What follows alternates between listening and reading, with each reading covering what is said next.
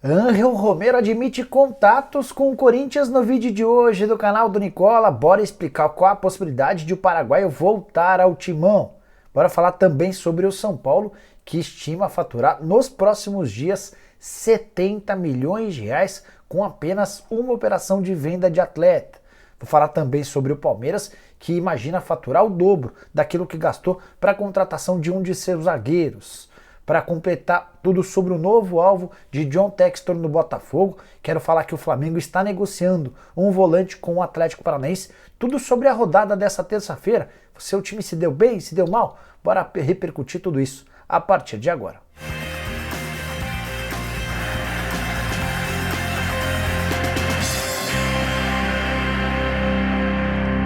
Fala aí pessoal, bem-vindos a mais um vídeo do canal. Me chamo Jorge Nicola, jornalista esportivo com passagens por Diário de São Paulo, ESPN, Rádio Bandeirantes, entre vários outros veículos. A ideia por aqui é deixar você super bem informado sobre as coisas do seu time do coração. Sem perder tempo, só queria pedir para você assistir ao vídeo até o fim. Se curtir, deixe like e se inscreva no canal apertando esse botãozinho vermelho de inscreva-se. Combinado?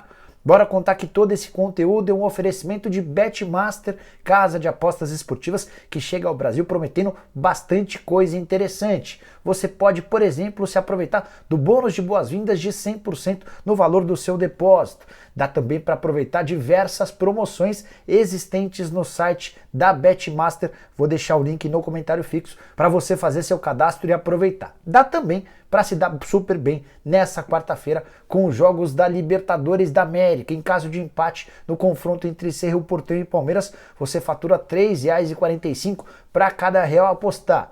Agora, se a gente tiver empate em Tolima e Flamengo, você fatura R$ 3,05 para cada real apostado. Na quinta-feira tem o Fortaleza em campo contra o Estudiantes. Se você tiver animado com o empate, mais R$ 3,15. Curtiu, né? Então não vai ficar fora da Betmaster. Chegou para fazer sucesso e para te auxiliar. Pega o link que está no comentário fixo, já faz seu cadastro agora e começa a apostar. Bora começar o vídeo com o tradicional giro de notícias e a primeira informação é sobre Bruno Lamas, meio-campista de 28 anos de idade, que fez uma temporada muito bacana com a camisa do Daegu na Coreia do Sul. O contrato dele termina nessa quinta-feira e nos últimos dias o Fortaleza e o Grêmio procuraram seu representante com a intenção de contratá-lo. O Bruno avalia como positiva a chance de voltar ao Brasil, mas aguarda por propostas interessantes levando em consideração seus bons vencimentos na Coreia. Quero falar também que o jornal The Sun, da Inglaterra, crava que o Newcastle já fez uma proposta ao PSG de 80 milhões de euros ou 443 milhões de reais por Neymar. Todo mundo está informando que o Neymar não fica no PSG e a pedida do clube francês seria de 90 milhões de euros. Queria chamar atenção para a desvalorização do craque brasileiro que havia sido comprado do Barcelona por 222 milhões de euros. Se o PSG aceitar essa oferta de 80 milhões de euros, um baita prejuízo. Também de acordo com o The Sun, a proposta salarial ao Neymar é de 500 mil euros por semana ou 2 milhões e 700 mil reais a cada 7 dias.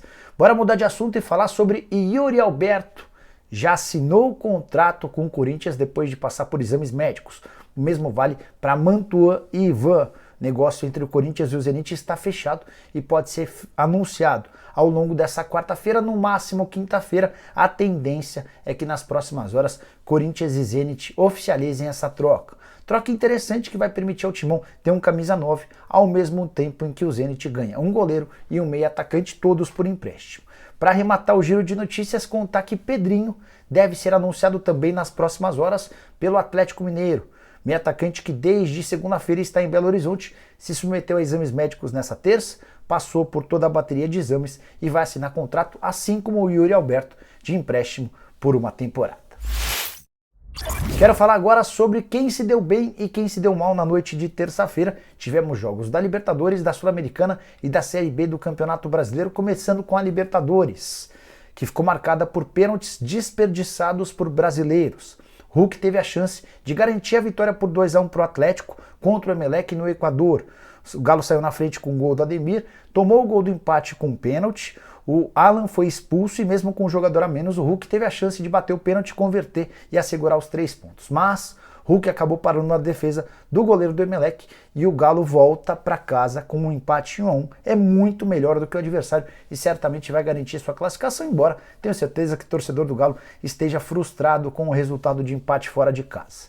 Quem empatou em casa com um pênalti perdido foi o Corinthians, 0 a 0 com o Boca Juniors. No finalzinho do primeiro tempo, Roger Guedes teve a chance de colocar o Timão em vantagem, mas na marca da Cal ele bateu e o goleiro do Boca Juniors defendeu. Jogo amarrado, muito estudado, de poucas oportunidades criadas, Corinthians que teve uma série de desfalques e que pode também não ter para a partida de volta o Fagner e o William, que saíram machucados. Timão vai precisar de um empate para levar a decisão para pênaltis ou vai precisar vencer o Boca Juniors em plena Bomboneira.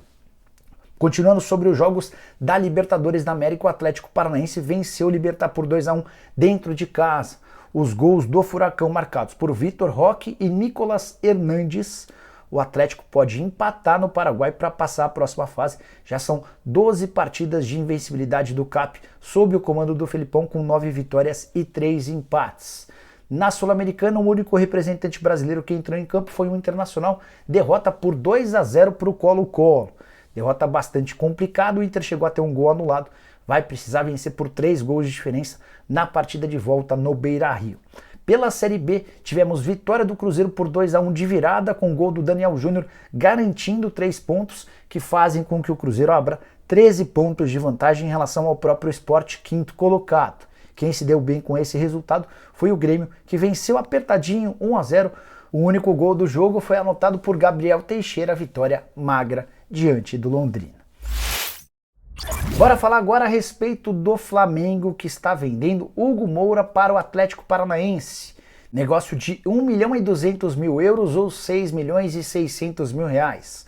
O Furacão tinha até essa quinta-feira para comunicar a intenção de comprar o atleta em definitivo. O empréstimo só termina em dezembro, mas Mário Celso Petralha e Alexandre Matos se anteciparam para garantir um desconto. É que no contrato de empréstimo ficou combinado que se a compra fosse feita até julho, ou até junho, no final de junho, o Furacão teria direito a um pagamento de 1.200.000 euros. Se deixasse para dezembro, esse valor subiria para 1,5 milhão de euros. 6.600.000 reais é quanto o Furacão vai desembolsar. Os clubes agora só tentam se acertar em relação à forma de pagamento, à vista, parcelada, quantas parcelas. Isso tudo vai ser respondido ou resolvido nos próximos dias. Só para lembrar, o Hugo Moura tem 24 anos de idade, 20 partidas com a camisa do Furacão na atual temporada, 19 como titular, tem ainda 2 gols marcados. Vale lembrar que em 2020 o Hugo Moura já havia jogado em Curitiba, mas no rival, no Coritiba, em campanha que valeu o título e o acesso à volta para a primeira divisão. Bora falar agora sobre o Botafogo, que mudou seu alvo depois das tratativas frustradas. Com Cavani e Zahavi, John Textor quer, para a função de atacante, o belga Mertens, que não renovou seu contrato com o Napoli e está livre no mercado. Primeira proposta pelo Botafogo já foi feita e o Mertens respondeu com uma contraproposta considerada alta. As negociações não estão encerradas e o John Textor vai tentar convencer o Mertens a assinar esse contrato até o dia 18, quando reabre a janela de inscrições por aqui. Mertens, que já jogou Copa do Mundo, jogador de seleção belga, com um histórico bastante interessante com a camisa do Napoli, embora não seja um centroavante próprio. Só para completar, é legal contar que na Turquia tem muito jornalista assegurando que o Botafogo tem conversas avançadas com Luiz Gustavo, volante de 34 anos de idade, que já jogou pela seleção brasileira. Ele não faz parte dos planos do Jorge Jesus para a próxima temporada no Fenerbahçe. Tem uma proposta do Botafogo e pode ser anunciado também muito em breve. Seguindo com informações a respeito do mercado, bora falar sobre o Palmeiras, que vai ter nos próximos dias a possibilidade de praticamente dobrar aquilo que investiu para a contratação de Kusevich, zagueiro chileno comprado da Católica em 2020 por 8,5 milhões de reais. Esse valor garantiu 50% dos direitos econômicos do zagueiro, que hoje tem 26 anos de idade. Nos últimos dias surgiu a informação na Itália de que a Sampdoria demonstrou a intenção de comprar o atleta do Palmeiras. Verdão já deixou bem claro que pela parte dele quer 14 milhões de reais, ou seja, você desembolsou 8,5 milhões e vai vender por 14 milhões de reais. Se a Sampdoria concordar, sai negócio, caso contrário, o Kusevich permanece no Palmeiras. Por que a venda seria interessante apesar da saída de mais um zagueiro? É que o Verdão estourou o limite de estrangeiros com as chegadas do Merentiel e do Flaco Lopes. Nesse momento são 6 gringos. E você sabe que o regulamento no futebol brasileiro só permite que um clube leve para uma partida 5 atletas, independentemente de serem reservas ou titulares. Se o Kusevich fosse embora, o Abel Ferreira não teria o problema de um rodízio no segundo semestre. Kusevich, que não apresenta ou não tem demonstrado muito moral com o treinador português, ele não entra em campo desde 27 de abril em jogo da Libertadores contra o Emelec. Foram 8 partidas consecutivas indo ao banco de reservas, sem nem sequer ser aproveitado. Bora falar agora sobre Ángel Romero, atacante paraguaio, que fez sucesso no Corinthians apesar de uma passagem polêmica. O Romero deu recentemente uma entrevista à Rádio ABC do Paraguai e admitiu que tem mantido tratativas com o Corinthians. A frase foi a seguinte, abre aspas, estou sempre em contato com gente do Corinthians, mas nada formal, nenhuma oferta. Houve sondagem, mas nada mais do que isso, fecha aspas. Nessa mesma entrevista, o Romero deixou bem claro que seu contrato com o Cruz Azul do México termina em 31 de dezembro, na teoria, a partir de 1º de julho, ou seja, sexta-feira, ele já pode assinar um pré-contrato com o Corinthians ou qualquer outro clube.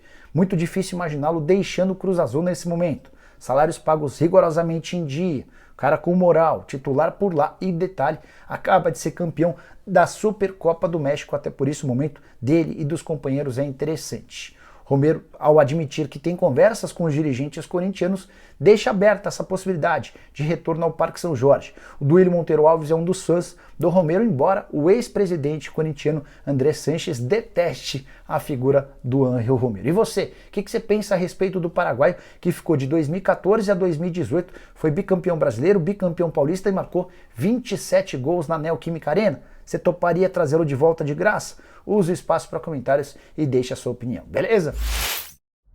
Bora falar agora a respeito de chegadas, saídas no São Paulo e a chance de o tricolor faturar 70 milhões de reais com um atleta que nem mais pertence ao clube.